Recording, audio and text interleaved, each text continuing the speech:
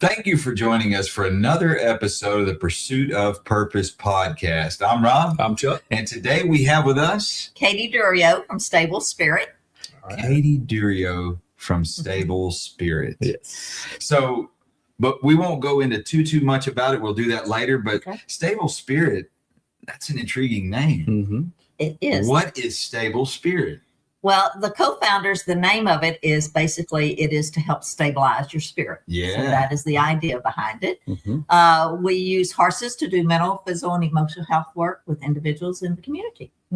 Very good. That's amazing. So it's an equine services Correct. business or Correct. organization. Yes. Very good. Very good. That's amazing. That is. So let's go into a little bit of your history. Where were Okay. you born, Katie? I was born in Port Arthur, Texas. Port Arthur. Yes. All right. So I'm going to make the assumption that you were born at an early age. And Yes. so when, in Port Arthur, Texas, when you were born, how was your household growing up? What was that like? What was My dad worked at the refineries. He was a Texaco employee. Mom was a homemaker, raised the four of us kids. I'm the youngest of four. And so kind of grew up just working and being in that area. Started out in a Catholic school, but ultimately switched over to public school when mom and dad couldn't afford to keep all four of us in school. Catholic Where school. did you fall in the four? I'm the youngest. Yes. The baby. The I'm baby. the baby. The baby. That means that you got away with everything. Pretty much. Yeah. Would your siblings say you're spoiled? I think we probably all see ourselves as spoiled in some way, Yes. depending what was going on. Got you. That's good. That is. Well, 4 kids, your parents completely qualify as parents. You know, Yes. my wife and I talk about this. There's been a lot of comedy about it, but parents who have only one child, there's a question about that. Can they really call themselves that? Because when there's something broken in the house, when something's missing, when some food is eaten or there's crumbs everywhere, you know who did it. Yeah. Sure. But when there's anything more than that, especially when you got 3 or more, Right. it's like, You don't know who did No. it. you got to become Sherlock Holmes. You got to do some work. And then you got to have a little bit of faith and hope that even then you're any good, you know? Like, that's why I was able to go into law enforcement. I was really good at investigating because I got so many kids, you know? Right. It's just worked There out it that is. way. There it is. But no, that's great. That's great. What was discipline like in your childhood home? Mom was pretty much the disciplinary because dad was always at work. So mom was the one that we were more afraid of than That's dad. awesome. It was kind of, and she had that mama look. Sometimes that's all it took. Yes. Ooh. I'm very familiar with the mama face. Mhm. Ooh, I like that phrase. The mama look is all it took. I can write that down. Yeah, That's pretty good. Catchy. Yeah, That is catchy. So did you and your siblings get whoopings?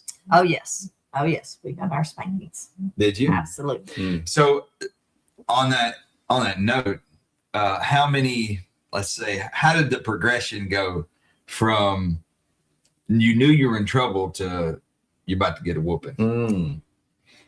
Oh, let's see. Probably it was, once you got caught, and the thing was, we always knew mom had eyes everywhere. Of course. She and definitely ears. had eyes behind her back, Yes. in the back of her head, because she knew everything. And part of that was just the local community because all the parents talked. So That's if right. they saw something out there Yes. that we were doing, mom knew about it before we even got home. Someone once used the phrase, they have eyes and allies. Absolutely. Hey, I like that too. Absolutely. The mom Yes. look, Yeah. Mom look is all it took. And eyes and allies. eyes and allies. And so you just knew that, and I think all 4 of us even realized that, once we got home, if we knew we did something wrong, when we got home, we knew we were going to get punished. We knew something was going to happen. So did you, now this is you personally, but did you, when that happened, and I'm sure it was so rare for you, especially as the youngest, Sure. but when that did happen, did you suck it up and just go take it? Oh, yes, absolutely. Okay. Because that was one thing with mama. You did not talk back. You did not say, well, what about, or try to make excuses. There was no excuses. It was, Gotcha. you did it. This is it. This is what's happening. Period. There it is. What's the, so you're the youngest, and then kind of give us the year spans going all the way up. My oldest brother currently, he is 78. Okay, so that would make him how many years older than He you? is. Why are you trying to pin it on the age? I was trying He's to get, 7 years old. I didn't expect that It you was would give 7 an years. age. Oh, I thought sorry. you would go, the next one is 3 years older. The next one is whatever. Okay, That- He got it. tapped you, Got Miss it. He Tina. did. I'm did. sorry.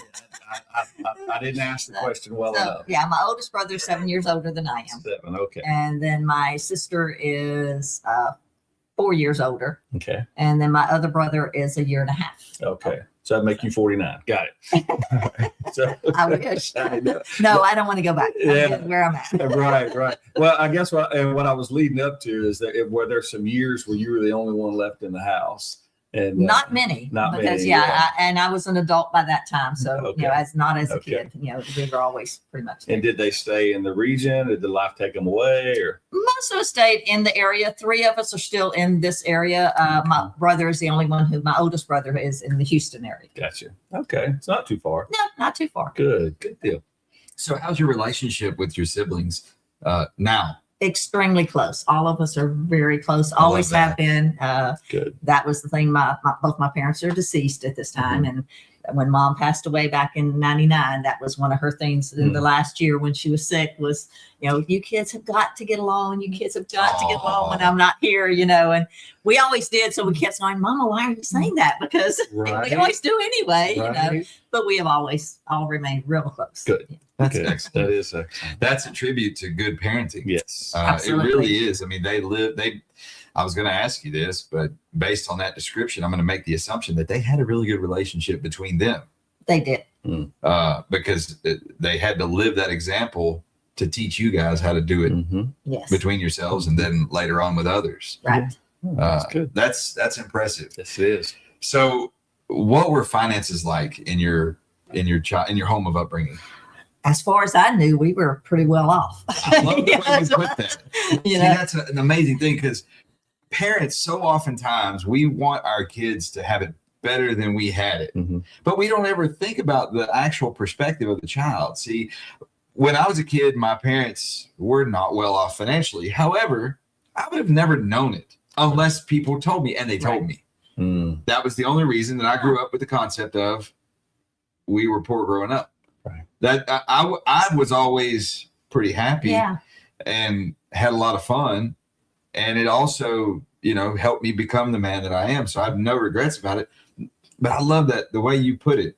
As far as I knew, Yeah. we were well off. I mean, Right. that's, we had everything we needed. Mhm. Yeah, there were those things you wanted sometimes, but Mom always just made the explanation about, well, those are not things that we're able to get at this point in time. And it was like, okay, Get over it, move on. just keep on Keep doing, going. have fun with what you do. And Mhm. my mom was always involved in everything we did as well. In fact, I remember in high school that if we had any parties or anything, when I'd invite my friends, their first question was, "Is your mom going to be there?" Because they wanted And her they there wanted- because Wow, that's awesome. she was always fun to be around. So, That's neat. everybody thought that was a good thing. So Hey, So that's she must have had a really big personality, she did, good. very outgoing Good. and everything. muchly so. Good. That's wonderful. How many years were they married? Do you Oh, remember gosh. I don't know. that? Okay. Well, no, I'm not that's sure. most of it. I don't Yeah. know all my parents. I have no idea. I have to- I don't know. I know when they got married, and I just have to do it from there. So yeah, but that's wonderful. Yeah. Well, all your life. Yeah. All my life, bro. That's all I know. That's great. That is- So, your mom died in '99. Mhm. Is that what- and then your dad. Dad had actually died before. He died in 1980. Oh, okay. Oh, wow. Okay. Oh, so she had those almost 20 years there. you know. Yes. Yeah. With all of us. With all of y'all. Right. Although we were all grown, Right. by that time, but still it was. Okay. So when you were in school, now you're in public school, Mhm. whether other than going to class, was there extra things that you did, extracurricular things, or? I was involved a little bit at school, but not a whole lot extracurricularly. Mhm. 10th grade, I decided to start working. I worked at the theaters, Mhm. Park Plaza Theater down in Port Arthur. Mhm. It was where my first job was, Okay. starting out at 50 cents an hour. Oh, yeah. Yeah. And yeah. that was good money. Good money. you know. Yeah. And so because of that, I did not. I would have, though, Mhm. now that I look back on it, that would be the one thing I think I Mhm. would like to change would be if I knew better back then, I would have not worked and I would have gone through the sports because I did like volleyball and softball and all that. So I would have gotten involved in the sports. Right. Well, no, and just the fact that you're working, it happens from time to time. I talk to young people and I ask them, I go, so what's your extra? What do you do? Because class isn't really that much. Yeah, and some of them don't have anything. I'm like, okay, we're going to get a job. Yeah. Or we're going to do something, Yeah. or volunteer or something. And maybe they're not athletes, or maybe they're not academics, so they're not in UIL or whatever. Well, you can do something. And so I kind of, like yourself, if I wasn't in a sport, I was working. Yeah, and it was kind of expected, because if you wanted things, you had to pitch in. So it sounds like your folks were all supportive for that. They were. Yeah. They were. And my thing was too, is I was always the one that was really independent and thought that I had to do it for myself. And so that was kind of my thing is when I did get to college, I paid for all of my college. I was not expecting mom and dad, to pay for it. Good for you. Yeah, it is good. So I think my senior year, I had to get a little bit help from them financially. But other than that, all my jobs up till then, I had saved my money and paid for my college. Gotcha. That's amazing. That is. What did you study in school? Started out in, thought I was going to start out in accounting because my oldest brother's an accountant. Okay. So I thought, I'm going to work with him and that kind of thing. And then into my junior year, I decided I want to work with people, not with numbers. And I switched over to sociology and social work as my minor. Okay. Nice. All right. Very good. It definitely fits. We'll talk more about stable spirit in a little bit. It definitely fits what you guys are doing. And now you're in the people business. Exactly. So, yeah, that's wonderful. So when you were a kid, not too young, but in your teenage years, what did you want to be when you grew up? I thought I wanted to be a police officer. Oh, nice. Nice. So that was always All-American my thing. kid. I was a tomboy. I was the only girl playing with all the boys who played softball and baseball. And, I was always in it. And like I said, my brother was a year and a half older, and everybody thought we were twins because we always did everything together. And, Okay. there wasn't a whole lot of difference in our size, and so they just thought we were twins all the time. So, Well, I'm going to ask a really technical question. Could you take him? oh yeah, Oh, yeah. Yes. oh yeah. Oh, yeah. And that was the thing is, I probably was a little bit, some of the guys weren't too happy with me being around because they didn't want to mess Put with the a whooping girl. on And them a little bit. then they didn't want to say, well, a girl beat me up. Right. But I'm But I hearing, would homo. I'm hearing also when they're like picking teams, that sometimes they're talking about you got picked before he got picked. Absolutely. That's We'll amazing. say Katie. Yeah. And he's over there going, what? Yeah. What's your favorite sport? I'm assuming you played some sports.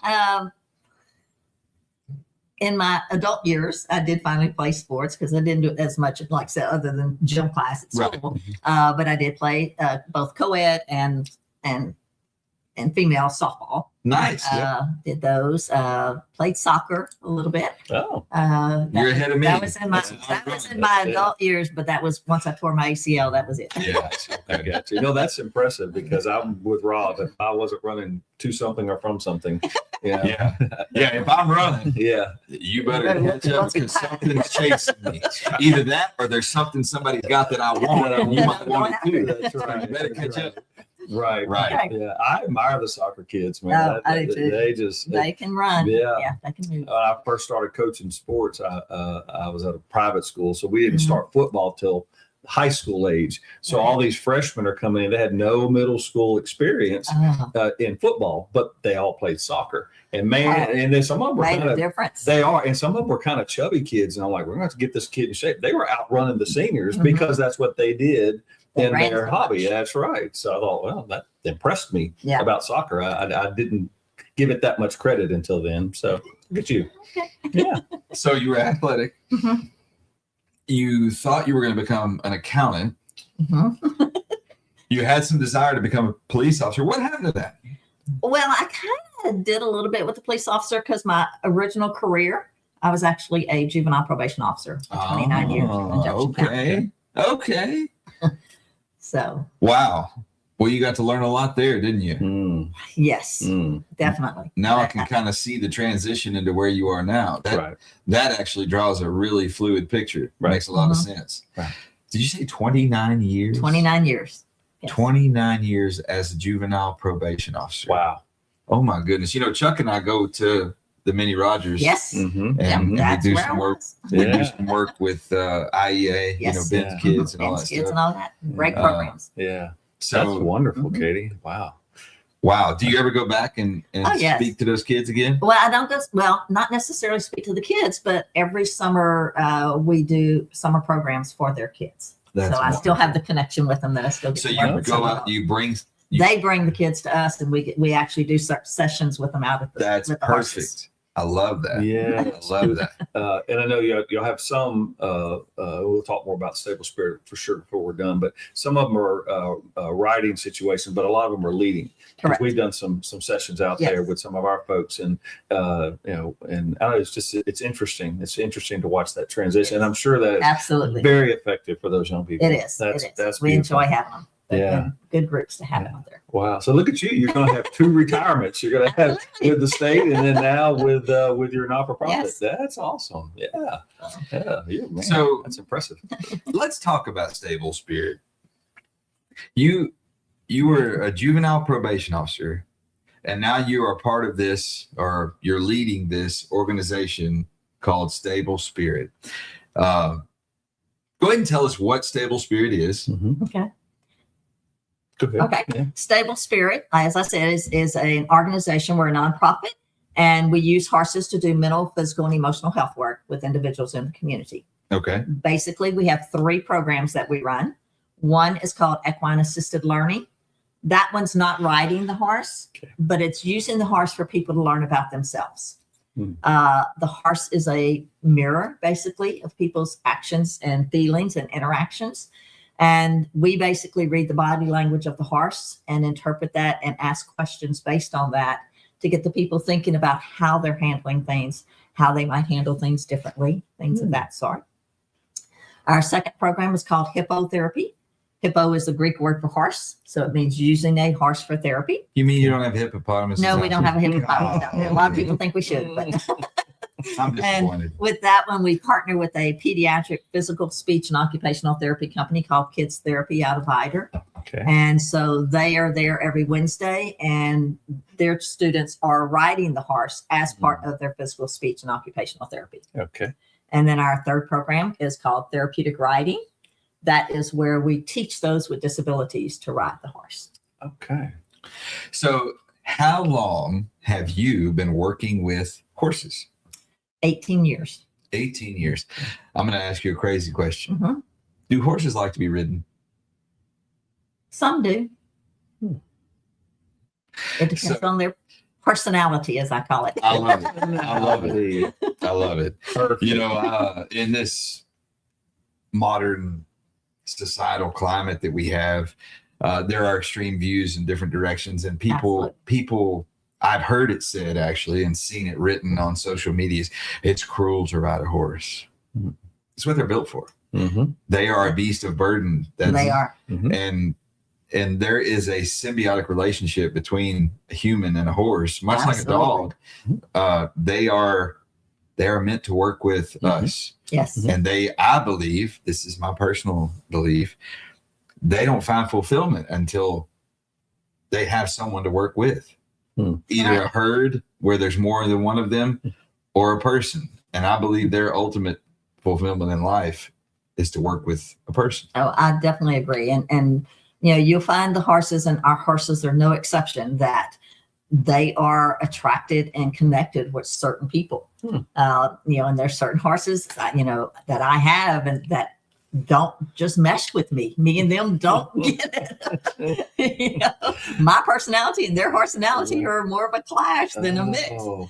So So have you seen, that's an interesting example. Have you seen that with some of the folks that come out, like maybe they bring a group of folks, maybe it's the young Mhm. people, or maybe it's maybe an addiction group or something like that, that do you just let them pair naturally, or do you try to fit them as best you can, but through some interview? How do you make that connection? it kind of depends on what you're working with and what Okay. kind of group and that kind of thing. Okay. A lot of times I just kind of, and some of our staff too do the same thing, that depending if it's our first time working with that client, we'll just go out to the pasture first and see who they gravitate to and Okay. see what happens, You just- or who gravitates to them. Yeah. Because there's sometimes the horse comes right at them, you know, Wow. and whether they accept that or not, that Yeah. is something we use in our discussions about what we noticed that when we first walked in the pasture, that horse, you know, walked right up to you and you just ignored it and went to that one. What was that about? Mm. You know, and get their, you know, interpretation of that, because that horse was choosing them Right. and they totally went the other direction. Wow. And yeah. And why would you? Was it aesthetics? Because you Yeah. thought that horse was pretty or whatever? And I mean, yeah, yes. it's amazing to get the Yeah. answers back to see where their thought I process bet. was. I love that. I do. I love the whole organic nature of that, though. That's And then there's other times that I knew I was working like with a mother and daughter, Mhm. and they would have some issues. And we had at one time we had 3 sets of mother daughter horses on our team. Mm. So I would always pull one of those mother daughter sets in to start with to see what the dynamics might be and what And the did that reaction. work well? It absolutely did. It's That's amazing how wow. that just gravitates to what's So going on. cross species maternal instinct bonding. That's Yes. fascinating. That is. I'd never thought about that. Me. You know, something I noticed when you described the way you did, like that interaction between the client and the Mhm. animals, you use questions to do discovery, Always. like all the way through. You don't tell them what to do. You ask them about Mhm. how did you come to this decision? Correct. What were you thinking? How, you Yeah. know, all that stuff. Yeah. That's what we do too. Yeah. Absolutely. Same Yeah. kind of thing. That's It's beautiful. just that having that horse Sure. in there who has an innate ability to sense that person's inner feelings and Mhm. stuff and react that way. And then you're reading the body language of the horse and saying, okay, I noticed that horse backed off when you did such and such. Mm. What was going on within you at that point in time? What were you thinking or what was going on? Well, everybody always backs away from me. Everybody, you know, they come up with all these things on. Mhm. Hmm, Fascinating. if you use a different approach, would that make a difference? Probably not. Mhm. Well, why don't you give it a try? Try something different. Let's see what happens if you approach from a different angle. That's right. And we just maybe make that suggestion. Right. And then they approach from the different angle and the horse stands perfectly still and their eyes are going, you know, what just happened? You know, Therapy. kind of thing. Yes, Yes. exactly. That's And what nonverbal communication. That's Yes. right. All the good things. Wow. I have a suggestion for you. What's that? So for the selection process, you know, horses, they have several different of their defense mechanisms. You know, they can bite, they can Mhm. paw with their front Yes. feet, hooves. And then the other one, the most famous that they're notorious for is to kick, Mhm. right? So what if you just took the horses and lashed them all to a fence with their rear ends facing, and you walked the client behind them to see which, you know, if they don't get kicked, then they're, you know, good to go. It's just That like, might be the one for you. it's the natural selection process, you know. So Well, but since that is most people's fear, Yeah. Right. Right. we don't want to start off that way. Okay. So maybe not start with natural selection, but see Yeah. what happens. Yeah. so when you're doing the interview process, you should get AI working for you and create an AI video where this happens and show the client like flying through the air. Yeah. Like, so this is how we let you choose the horse. Oh, that, You already know. we need to work that into a promo video for Stable Spirit. Yeah. Welcome to Stable Spirit. Yeah. Right. We see you flying. I don't think we'd have very many people coming for that purpose. It might, just to watch. You can probably sell tickets to that. Right. So how many horses do you have on hand? Currently, we have 13. 13. Now you mentioned that there's a struggle, and I had heard some about this in the equine community with a virus. Yes. Tell me about that. I guess about 3 weeks ago, maybe 4 weeks, there was an event in Waco, Texas, one of the horse shows kind of thing. And apparently a horse had a virus and passed it on to some others. And it has actually gone nationwide because those horses come in from all different states. Countries too. Countries sometimes. too, yeah. And so it's been a very big thing, almost like COVID was for people. This has been kind of like a restriction with horses. We had to start taking temperatures of our horses twice a day to see if we had any, because we did have our youngest horse had been at another stable for training for 60 days, had come back that Saturday of the week it happened. Mm. And at his stable, he called us the following week and let us know that a couple of his horses were running fever Oh no. and he was having them checked out. So we immediately had to quarantine her and move her to another pasture on the Mhm. property, called our vet, started doing all the precautions that he had, protocols that he had recommended. And so ever since then, for the last 3 weeks, that's what we've been doing. Every time a horse was running fever, they got separated from the herd, trying to keep the rest of the herd. We were doing sanitizing of our shoes before we would go from one pasture to the next, sanitizing of our hands, wearing the PPE gowns, not to transfer, and changing them out, not to transfer the horse germs. Not that we could get the illness, but we could transfer it from one horse to the next, kind of thing. And just watching for the signs. And so with that, we've, had a lot of, haven't been able to have sessions for the last 2.5, 3 weeks. Really? Which is very sad for our clients' purposes. They're not able to come. Actually, not even our volunteers have been able to come because many of them, if they have horses of their own, they could bring that to us or take it back to theirs if they had it. Blessedly, the horses that we had that did have temperatures that were checked did not have it. They came back a negative test. So, wow, that's ours had some other kind of virus apparently, or some kind of something, but but it wasn't that. It wasn't that one, so it wasn't. And like most viruses, they have to run their course. Exactly. So you just put them in the best possible position to be as healthy as they can and let nature take its course. Exactly. And that's what we're doing right now. So we're waiting for our 10 days of fever free before we can see what our next steps are to be able to proceed. Well, now seems like that's a first. Have you ever heard of anything like this before? Not with us, and not that I'm guys. aware of in the horse community that we've been doing. So this is the first time we've had to do something of this magnitude. For sure. And the reason I bring that up, I find it to be fascinating, but it's also a valuable point. When we drive up and down the highway, we see these agricultural and livestock checkpoints. And then coming in and out of the country, animals have to go through those, things. And people wonder, why this is such an inconvenience. What is this all about? This is ridiculous. It's not such an inconvenience, not so ridiculous, because things like this happen for animals just like it does for humans. Right. Absolutely. And you can wipe out an entire, population of animals with a communicable disease that's unchecked and unknown. Like that. I mean, I hate to use this word, but it's scary. Yeah, it really is, because horses can't talk.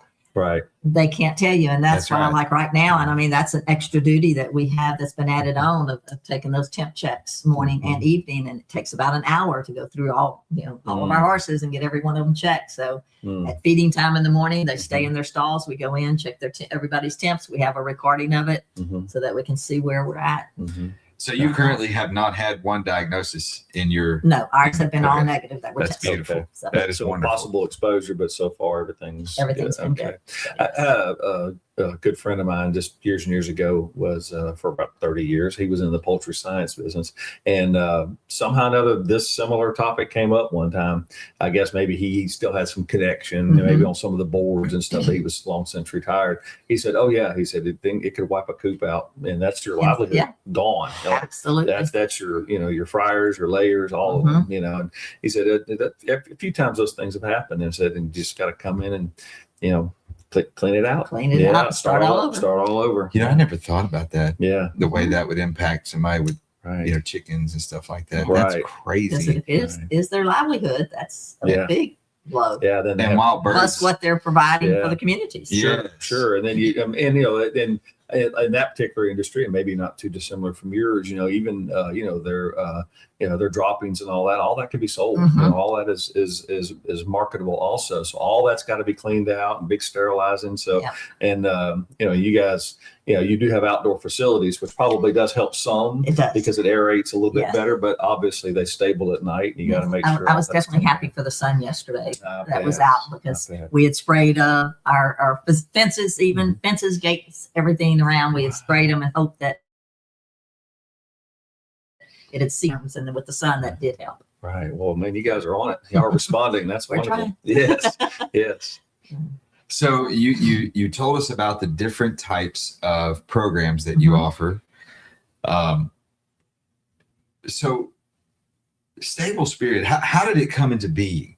Like, that's not a common thing. Like, you're the only one I know of. Right. Within, I don't even know how many miles. Right. I don't know where another one is like you. Plus Houston is probably the closest.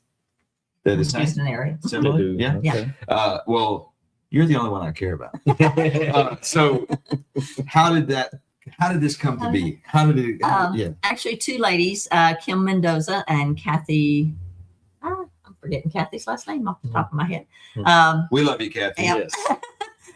But they were in Alvin, Texas, and they both wanted to start something combining rescuing horses and rescuing people, in a sense, was their first guideline. They started with the one program, the mental health one, the EAL, Equine Assisted Learning. Okay. At that time, they had trained under a program that we have called Equine Assisted Growth and Learning Association. It's called EGALA, or the initials. And back in 2004, they went to that training. They started using their 3 or 4 horses that they had doing that. And that is how I kind of connected with them. Is a friend of mine and I work at Ford Park part-time, and I'd always talk about my horses, and I just had my riding horses at that time.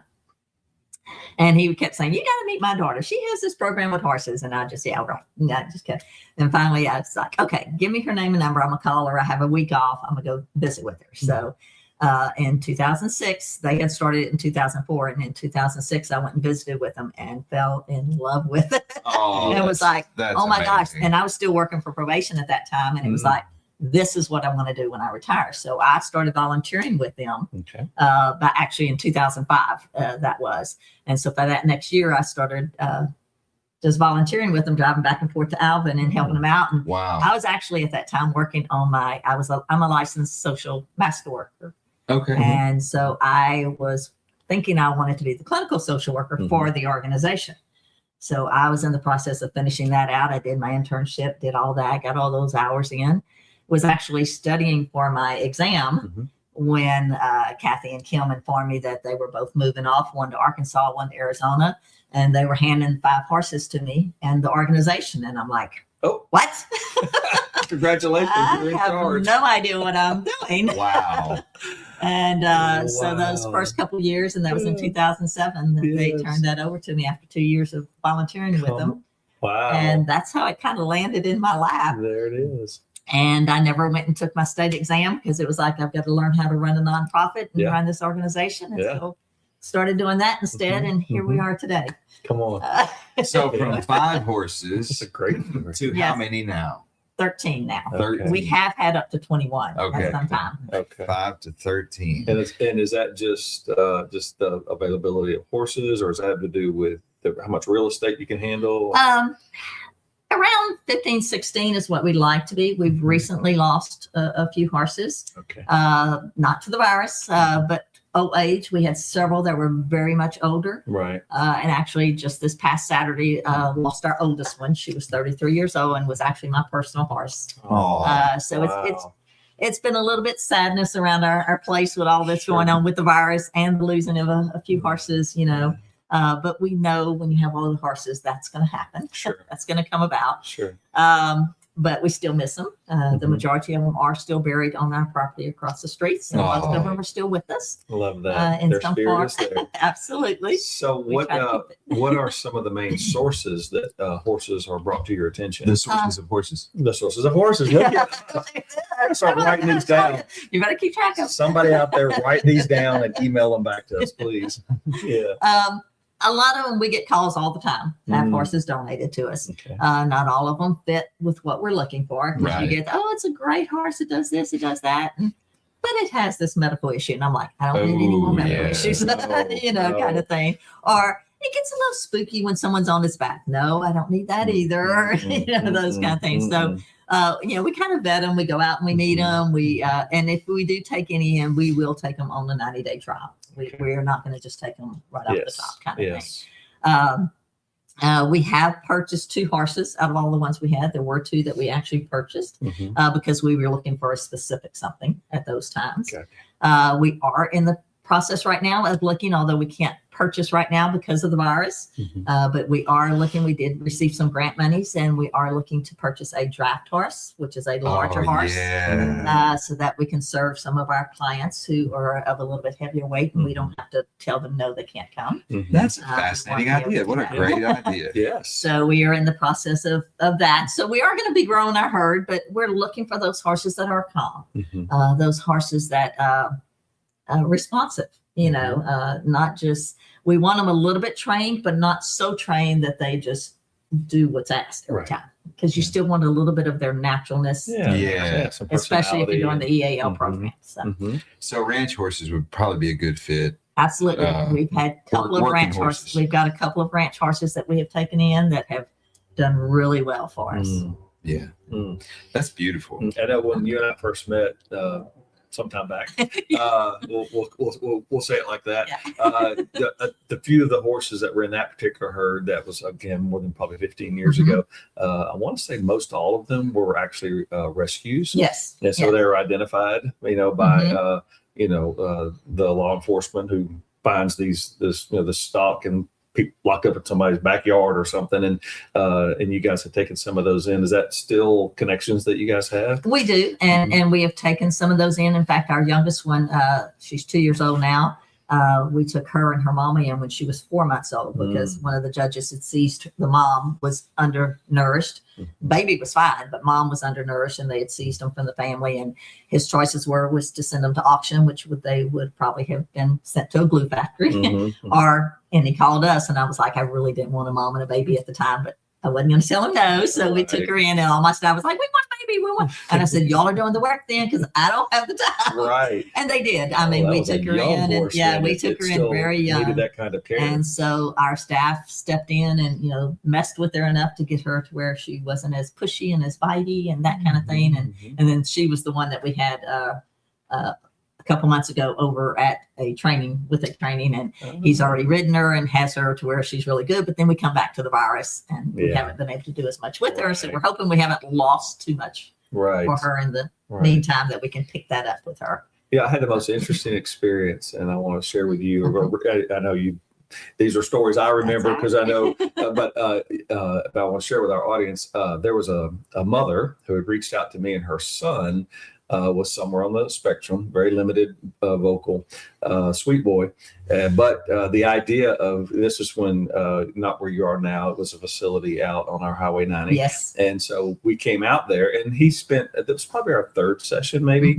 And his instruction was to lead the horse over a few obstacles and just kind of go around the arena, if you will. And he stopped, and he was down in the dirt, kind of collecting and playing with some of the like piping that would fit together. He crawled under the horse. And Katie, I was standing next to her, and she grabbed my arm, and she goes, "Did you see that?" And I go, "Did I see what?" Because you saw it, I didn't know. But because that's like, you don't do that. You don't get under a horse like that. But the horse just stood perfectly still. It's like the horse knew he doesn't know any better. Absolutely. And they had a good symbiotic work together. But I remember you got excited, which got me excited. But I was trying to curb my enthusiasm because I didn't know what I was supposed to do. So you were holding my arm, and I just stood there like, okay, don't move, because maybe I'm going to do something wrong. But it was the most beautiful thing. Yeah. Yes. And I think he really got a lot out of that. They do. And we noticed that, especially with our autistic students that we work with. Our horses can be fidgety and kind of acting up a little bit with us and not want to cooperate and that kind of thing. The instant that autistic individual walks within their visual range just right away, that horse will just immediately calm down. Wow. And I have had so many of my volunteers like, that doesn't really happen. And yes, we were actually at a school. I had brought a couple of horses. We had put up some panels, and we were there mainly for those, the special needs individuals, but we were there all day long with all the students, and they brought out, each gym class came out, and all the other students just from the outside the pen got to pet the horse or whatever. And then I gave a little presentation about horses and things of that sort. So it was kind of educational for the students. So all day long, and by the end of the afternoon, our horses were getting fidgety from being in the smaller area. And so the last group of the day was going to be our special needs kids. And the 3 volunteers I had with me were like, you can't. And I said, but they're going to come in the arena. They're going to come in the round pen with the horses. And they're like, Katie, you can't let them do that. Those horses are going to run all over them. You can't do that. And I said, no, these horses are going to be perfectly fine once those students, come out. And they're like, I'm not so sure about this, Katie. And I mean, they were not trusting me at that point in time. And so immediately when the door opened and those students walked out, all 3 of those horses were just moving around. As soon as those special needs individuals walked out of the school, and I mean, they're still a good distance away, every one of those horses perfectly stood still, watched those students, never moved. Those students came in there with them. Those kids were putting their head against the horse's head, just those horses never. And all three of my volunteers are going, "Oh my gosh," Yes. I had no idea. But those horses sense that, and that's what's so great about their innate ability to know what that person needs. Someone described it to me once that horses were extremely receptive to vibrations, and that we are vibratory creatures. All of us, everything's vibratory, but we are sending and receiving vibrations quite a lot. In fact, our voice is just vibrations, and they somehow know that vibration as a signal. It like goes into their brain somehow, in a sense that we don't have. As well as their heart rate senses with our heart rate. Oh, wow. So depending on where that person's at, that horse is going to know what's what. And I've had those people who are petrified of horses, and like getting in the gate and just kind of standing against the fence, like, oh my gosh, And certain ones of my horses sense that and want to comfort them and want to come up to them, and they're just, backing. I'm just like, just relax, breathe. They're just coming to tell you, And by the end of the hour, that person's hugging that horse and doing all this stuff, and it's just so amazing to watch all that happen. And maybe that's, transform. and I'm suspecting here, but like some of those more special needs students, they don't know that this horse is several times their weight and their strength. To them, it's not the same as someone who is not in those special situations. Like the people up against the gate, they just see this beast, that could hurt them, and maybe that's part of what they sense is just that. Kind of they're comfortable in their own place, and I don't know. You mentioned about the little boy being underneath the horse, and we've had that a lot. We'll be asking them they'll be brushing the horse, before their session or something, and we'll say, "Hey, we need to go on the other side of the horse," and they just go underneath, and everybody's parents are like, "Oh my God," and we're like, our horses are good with it. They're good with it. They'll pull on their tail, pull on their mane, and we're like, they're good with it. They know that. Now they may not be so good with it if it's me, but they're quite okay with it. Right. And one of the groups I know that you were telling me one time you hosted, it was a group of church leaders.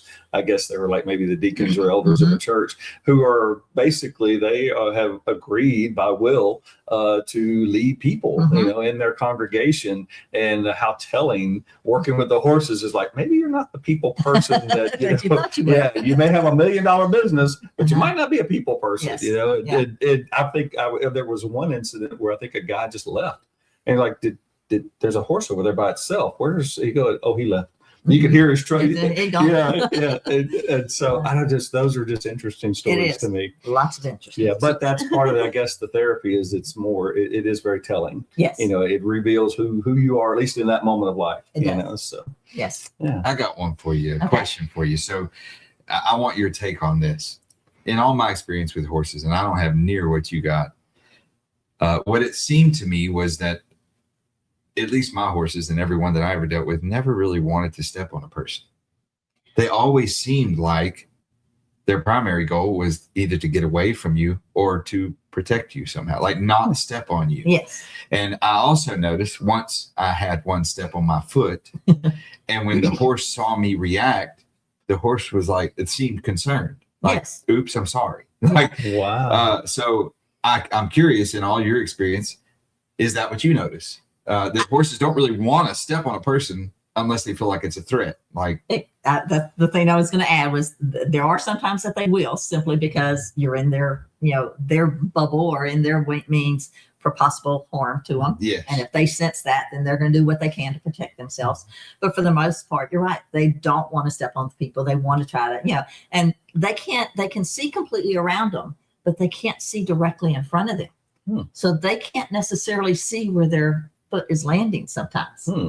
So again, that's one reason we always say keep your hands on them so that they know where your body is in relation to them. For one, it helps them have confidence. I mean, I had one of my horses knock down my little granddaughter, and she was probably about 4 years old at the time, and all the other kids screamed, and she's laying there on the floor, and this horse literally just kind of splayed its legs to make sure she didn't land on her, kind of thing, because she had bumped her with her chest because the horse couldn't see her because she was so little right under her. Right. But she knew there was something or someone under her, so she purposely put her legs out Wow. instead of keeping them together, not to step on. That's awesome. Oh my goodness. So, Good stories. yeah. Yes. That's amazing. That is. So when my first two kids, when they were little, I had horses back then, and our daughter, my daughter, who she was 3 or 4 at the time, I had a horse that picked her, that preferred her over everyone else in the world. She was Yes. a little bitty girl, and she had wispy blonde hair. Oh. And that horse would sniff her, blow on her, and then lip her hair, Mhm. like Yeah. you know, do that with his lips on her hair. Hmm. And then he would sniff her and blow in her face, you know, and Mhm. he just loved her, Huh. and he loved her more than anyone else. I just always found that fascinating. It is. Mhm. And like How I said, they those, do that. those horses will pick their person if they, if they're around enough and if they really sense a connection with them, Yeah. they're going to make that. Wow. And that's the thing that's so neat with people is if we want to make a connection with a horse, we can do so, but we have to, put ourselves in the moment. We have to know that that's what we're working on, and we have to be consistent with it in the process. Wow. So you got 13 horses currently on hand. Mhm. How many clients can you service with 13 horses? Currently, we have 97 in all 3 programs together. Okay. We are seeing those every other week. That was because of finances. Last March, we had to go to every other week instead of every week because there wasn't enough money to keep doing it every week. Right. But we didn't want to stop it completely, or we didn't want to do it and for 3 months say, hey, we can't serve anybody for 3 months. So we wanted to be able to try to stay as consistent as we could. So in a 2-week period, we're seeing 97 people. Okay. So is that your max capacity? For clients. Yes. Right now it is, also because staff. We don't have the trained facilitators to Right. handle more either. So Well, I'm we can glad only you handle brought some. that up. Yeah. So if a person hears this podcast or sees this episode and they're like inspired and they want to get involved and help, how could they become a part of your team? Okay. First of all, just volunteer. Go on our website, go to the volunteer tab, start volunteering with us so that you can learn our horses, learn what we do. Tell them the website. www.stable-spirit.org. Okay. And then if they are interested in working any of the programs, our EAL program, we are trained through a company called OK Corral Series. And we try to do a training every year. So we should be setting that up soon. And that is, I think it's $1,500 for a 3-day training. And then you could start working with us as an equine specialist in that program. And then in our therapeutic riding program for our therapeutic riding instructors, again, that's a 3-day training, and it is $1,000, I think, that one. Okay. So those are some things that you can move towards, in working with us. Mhm. We also have some assistants that work with us, like in our therapeutic riding program. We also have an assistant with each client. And so those are people from our volunteer base that we pull that are interested in horses and willing to learn the proper way to lead the horses, the proper way to care for Gotcha. them, because they're that person that is holding the horse, leading the horse for the instructor to be able to help that person that is riding. Okay.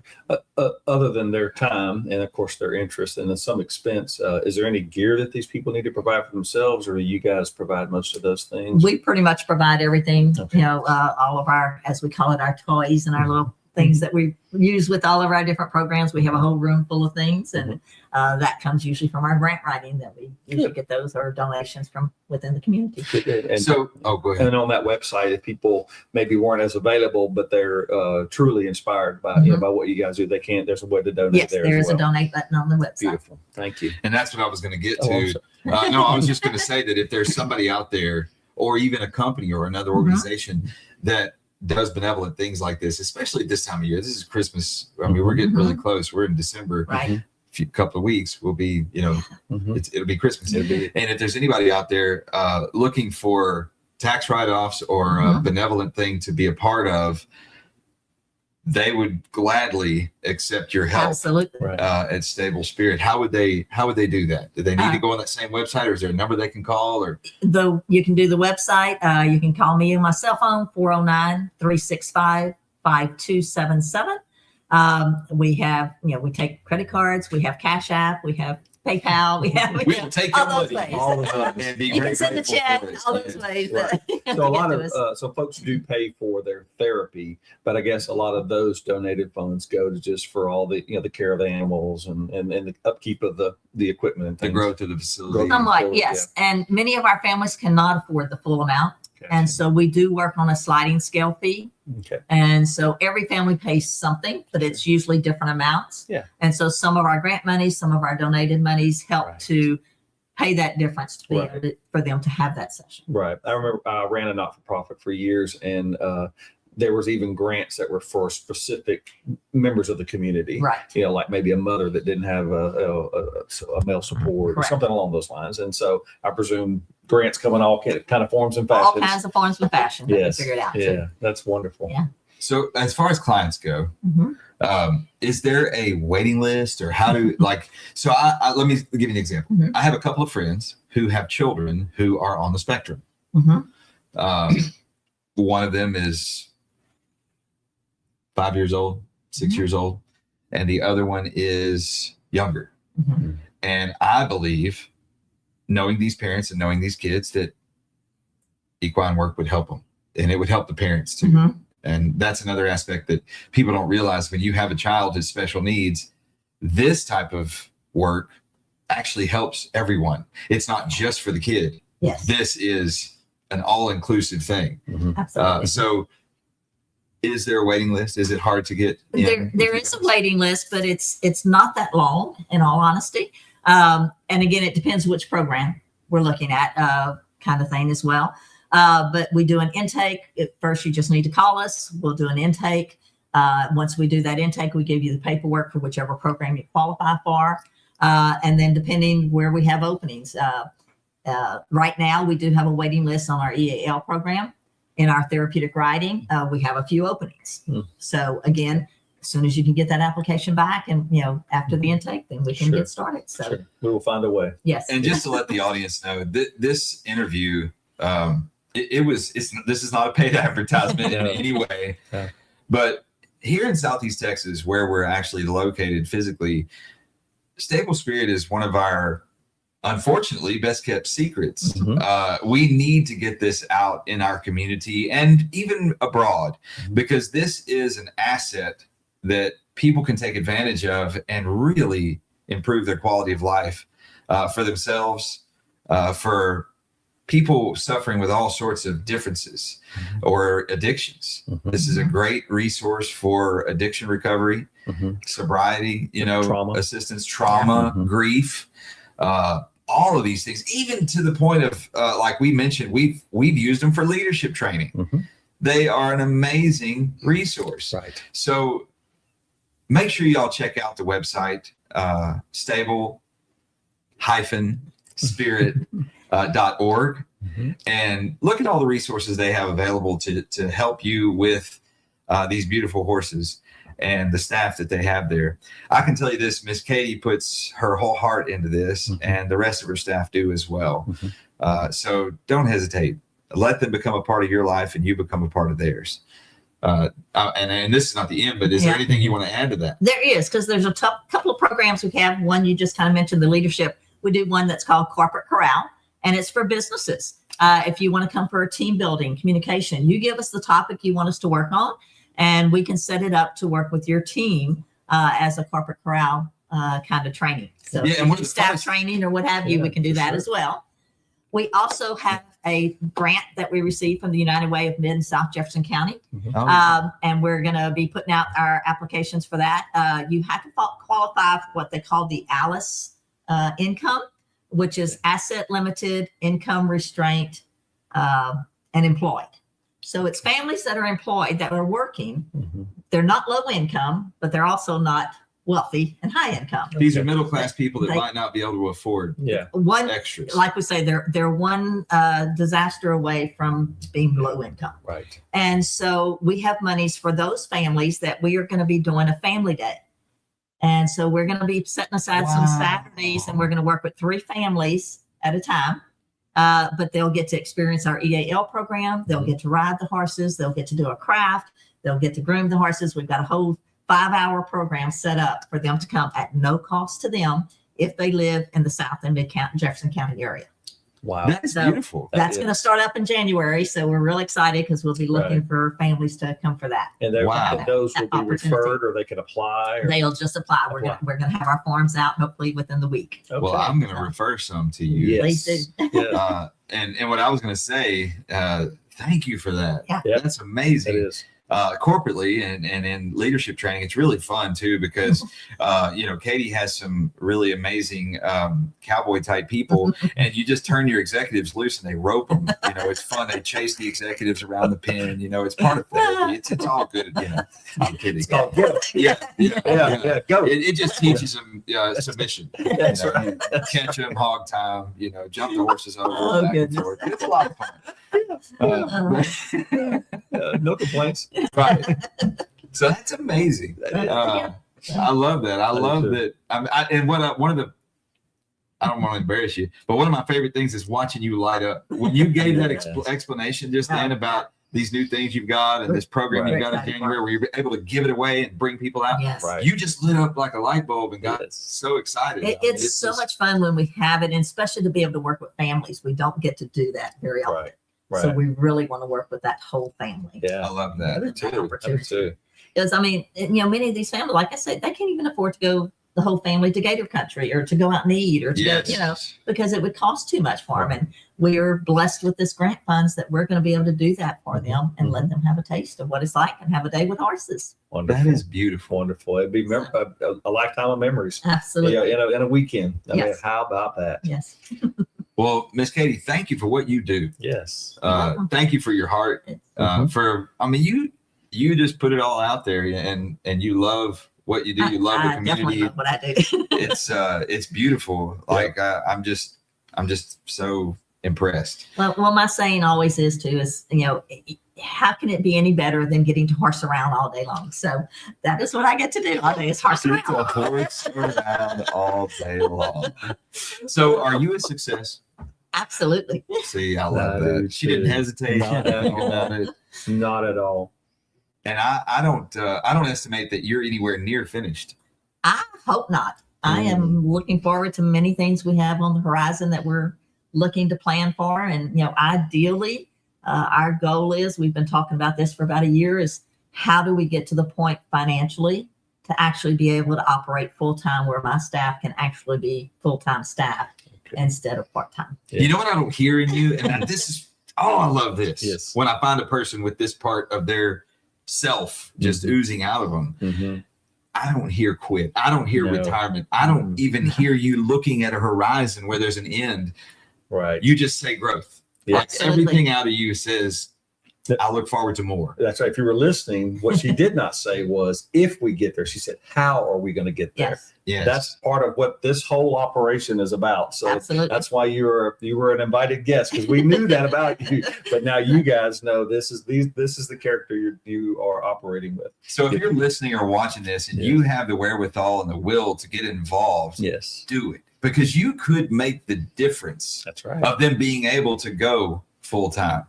And what may seem like a small donation to you will have a huge impact on what they're doing here with Stable Spirit. And can I add one other thing? Because again, I'm thinking of all these ideas we've been talking about that we want to see for that growth. We really want to start serving our veterans. Yes. And one way that we're thinking of doing that is if we can get our veterans to even just come volunteer. We went and visited another facility up in Georgetown last month. And that is one of the things they do is they have the veterans come and actually volunteer with these special needs individuals as their sidewalkers and horse handlers. Come on. And then from there, they're able then to help the veterans with their abilities and self-esteem and those kinds of things as well. That's amazing. We would love to get veterans involved in our volunteer program to get that started or to serve them in any of the programs. That is an invitation right there. If you're a veteran or if you're a parent of a veteran who's looking for something to add, to their life that could be very helpful in their maybe trauma recovery, maybe they were deployed and put in harm's way. give them a call. Please. Reach out. We've been involved with just our, not only individually, our company, but also our family members, and you will enjoy it. You will get more out of it than you think. Yes.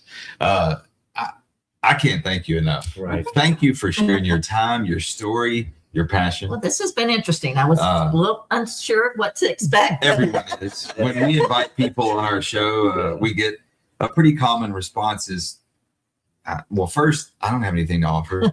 What I have is not impressive. My life's not all that big a deal. And then they're like, well, I don't know what to talk about. I'm scared. And I mean, we've had very well accomplished people come on our set that were sweating, crying, almost in tears, you know, just scared to death. And it's never failed that when we're heading towards the close of the interview, there's this feeling of, wow, this was fun. This was, and I hope you have that. I did. It's very interesting just to even remember a lot of those things too. Because it's, you know, like I say, I've been doing this now for 18 years and it's kind of like, wow, I've almost, you know, not too long. I'm almost catching up with what I did for my career in my lifetime. You know, what I thought was my career. This is my retirement. So this is, you know, I'm having fun. And you've only just turned 49, so you've got plenty of time to create. Yeah. And as we draw to a close, is there anything that you have, Chuck, that you'd like to ask or add? No, I don't really have a question. I think you have definitely, you've told them everything we know about you and more. But I just appreciate your passion, and it's more than just. It's not singular. It's more than it's about people, and we're all in the people business, and you typify that, you know, even from a young age, definitely parlay that into now 2 careers, but also, you know, your passion for, you know, for God's creatures, you know, these horses that have meant so much to us, you know, all throughout humankind, and but to see them repurposed in a way that they can give back more than just riders or, you know, pulling plows and various things that actually can change people's lives. And so thank you for creating or at least, you know, taking the reins from those two original women and creating something that hopefully will be an indelible legacy. So. Thank you. Do you ever talk to the original, those 2 ladies? I do. Yes, I stay in touch with them. They are actually on my advisory council for my board of directors. Good. Yeah. So they get all of my updates. They get all of my board meeting minutes and stuff. I want to keep them involved. Even though they're not physically here, they still keep up with what's going on. Right. Well, this is still part of their legacy. Absolutely. That's right. And just so you know, just because Katie is the executive director, she gets in the arena. She is a therapist. Yeah, because when we brought our group, she was out there with us. She just didn't hand us over. I think you did allow someone to participate, which was good training for her. But you were on scene, and as much as possible, I'm sure you still do therapy. I do when I can, but I do more of the administrative now. But I have got wonderful staff members who have just stepped up, and I'm seeing that they're starting to develop that same passion I have. So I'm feeling very confident that I now can leave. I left last week and was gone for 3-4 days, and was able to just leave it in their hands, and very confident that everything's going to get taken care of. As they say, you came back, the barn was still intact. It's still all there. Everything's there. And what I'll tell you is, from personal experience, if you show up at Stable Spirit, which is in Rose City, Texas, right down the road from where we're sitting, but if you show up there almost any time and Katie is on site, you will see her in her boots. She'll probably have some dust around the bottom because she is out there involved. She is a doer. She's not a pointer. She's not an orderer. She's a doer. That's right. And if you decide to become a part of it as a client, if you decide to become a part of it as a volunteer, as a worker, a therapist, whatever you decide to do, if you decide to become a donor, a contributor, you won't regret it. Not at all. And she will make you proud that you're a part of something much bigger than yourself. So I thank you for your heart. Now, there's a couple of questions that I ask every guest. Okay. They're actually my favorite questions of the show. But your story has been amazing, and your purpose, what you're doing now. And it's a fascinating journey with the pursuit of your purpose. Like, that really is fascinating to me, how you went from, you know, a child of a plant worker in Port Arthur, Texas, to the dream of being a cop, then thinking you're going to be a CPA, than becoming a probation officer for juveniles. And now look at you. I know. Yes, I mean, that's amazing. it is. I never dreamed that this would happen. I always loved horses as a kid, even. And that's my brothers and sisters, all my family were like, why do you have that desire and none of us do? You know, I'm the only one that really loves the horses. In fact, if we'd go visit our families in Louisiana, if they couldn't find me, they'd go, which neighbor has a horse? Sure enough, that's where I was, up on the fence. Love it. Have you ever walked up to a horse that seemed sad and you just said, well, why the long face? No, because I think all horses look happy. Yes. It was a sad joke. It's just horsing around. I know, just horsing around. Got to do it. So, yeah, definitely. So, as we close, is there anything that we missed that you'd like to tell the audience? I don't think so. Just to reiterate, come volunteer with us, donate. We do a couple of big fundraisers each year. Look for those. Come have fun with us when we do those, because they're always lots of fun. But again, we're always looking for those volunteers. Definitely need them on Wednesdays when we do the hippotherapy, but other days of the week, just come brush the horses. If that's all you want to do, that's fine too. So, and I will tell you need this. that. Brushing a horse is a soothing exercise for the person brushing it, not just for the horse. The horse loves it too, Yes. but for the human doing it, it's very soothing. Absolutely. So like you said, there's so many ways to get involved, and there's, many other organizations out there similar to ours, nonprofits that are looking for volunteers. So don't ever say you can't find it, because there's too many things out there that need your help and your desires and your skills. There you go. So Thank you. Yes. Thank you for everything you do, things you have done, and what you will do. there's still more to come. Yes. So the last two questions that are my favorite, the first of which is, if somebody's out there watching this, let's say a younger person, maybe in their 20s, and they admire your journey, they look up to what you are, what you've become. What advice might you give them?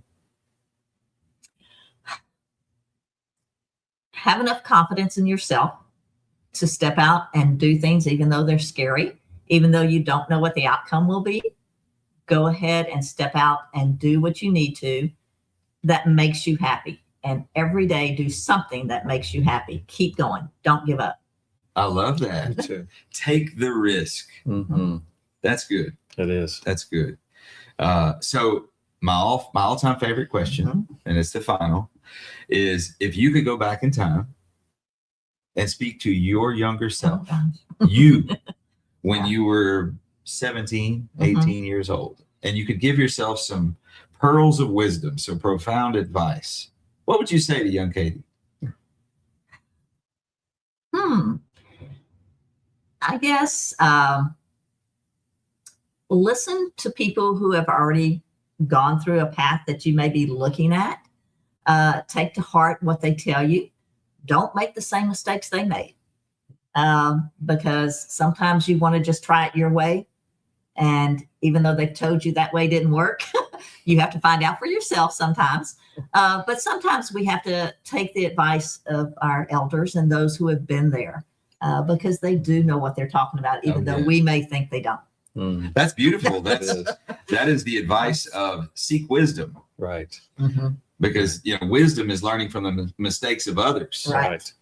Right. And it's great to gain an education by learning from your own mistakes. Yes, but it's wise to learn from the mistakes of others. That's great. That's very profound. You spoke to that question well, because the question implied you're speaking to a younger, like a teen age, and we all know, because we've all been it, and now we have them in our lives, that they do struggle, with that. They see us as older and as less informed, unfortunately, too often. Some are good, but there's a lot of struggle. So good answer. Right. I like it.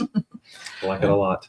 Well, thank you so much for allowing us to showcase you, your life, your journey, and for your current pursuit with Stable Spirit. Yes. If you're out there in the audience and you've watched or listened to this story today with Miss Katie and about Stable Spirit, and you want to get involved or in any way, whether it be as a donor, whether it be as a client, a volunteer, or a professional there with their organization, don't hesitate. Find them on social media, go to their website, and get involved. Take that chance. It's worth it. Yes. And even if all you do is go brush a horse, go horse around over at Stable Yes, Spirit. please do. Yeah, go learn about horsenalities and how they mesh with your personality. Yes. So thank you out there in the audience for joining us for this episode of the Pursuit of Podcast. Thank you for allowing us to become a part of the pursuit of your purpose. I'm Rob. I'm Chuck. And today we've had with us Katie Durio. Katie Durio. Go get to know her and all the team over at Stable Spirit. Y'all have a great day, and we'll talk soon.